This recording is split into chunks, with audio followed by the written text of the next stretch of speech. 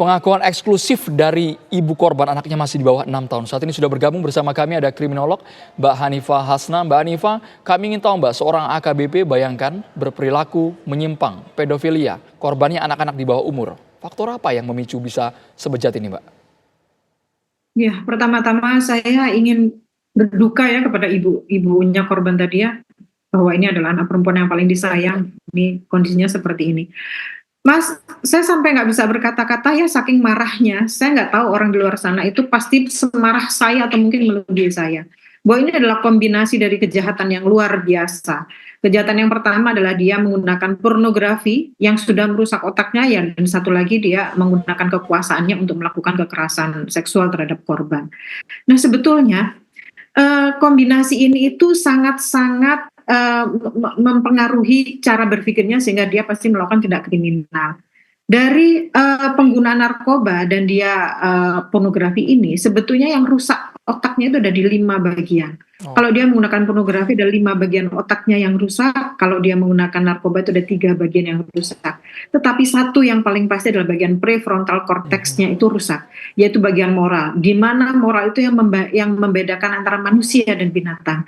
Kita lihat dia itu seorang atasan yang seharusnya bisa mengampu masyarakat gitu ya, tapi ternyata dia bisa melakukan kejahatan terhadap anak-anak. Inilah yang membuat masyarakat menjadi semakin tidak percaya terhadap institusi tersebut karena tidak bisa menjaga kualitas dari pemimpinnya untuk menjadi orang yang baik. Yang kami khawatirkan Mbak, bertahun-tahun menjabat mungkin sebagai Kapolres, sebelumnya pernah berada di mana? Jangan-jangan Mbak, bukannya asumsi, tapi korbannya kabarnya sudah lebih dari 3 orang. Iya. Nah, sebetulnya ini kita harus bisa mengumpulkan korban mana lagi yang sebetulnya belum mengaku. Karena mungkin saja ini sudah dilakukan seperti yang Mas Andrew bilang tadi, sudah dilakukan sekian lama. Dan ini tidak terbongkar karena dia adalah seorang pemimpin gitu ya. Kalau pemimpin itu dia punya hak untuk punya hak dan punya privilege bahwa segala sesuatu yang dilakukan itu bisa ditutupi. Nah, dari sini juga kita bisa mengetahui sebetulnya pelaku ini punya jiwa atau kondisi manipulatif sehingga segala sesuatu yang sudah dia lakukan sampai saat ini bisa dia tutupi dengan cara memberikan kondisi-kondisi atau sifat-sifat baik untuk menutupi kepribadian buruknya. Maaf Mas Andro, kasus ini sangat emosional sehingga saya merasa sangat-sangat marah dan saya tidak terima dengan kondisi ini.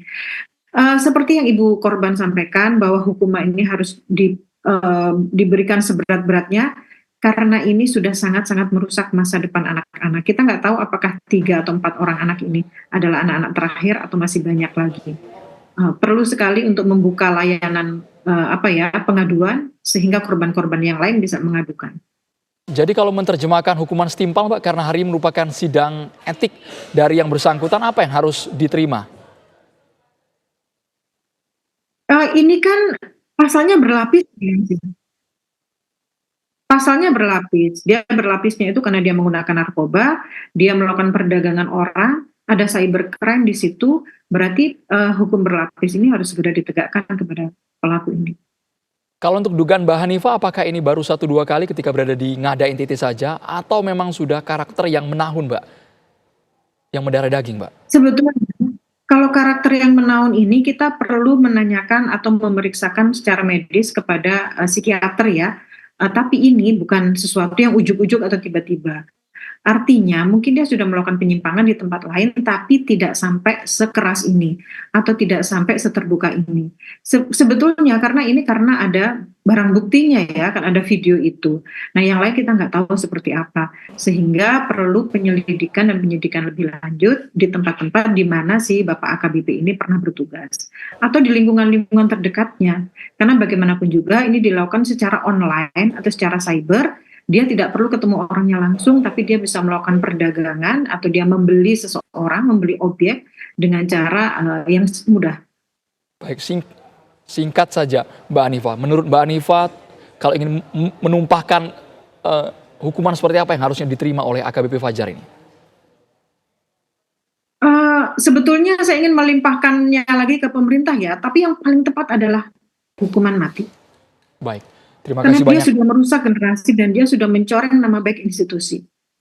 Kita tahu sama tahu ketika yang melakukan orang tua, dan orang tua itu seharusnya sebagai pelindung, baik itu guru maupun orang tua, dan ini adalah dia adalah seorang ketua di institusi. Ini adalah kejahatan yang sangat-sangat Baik. luar biasa.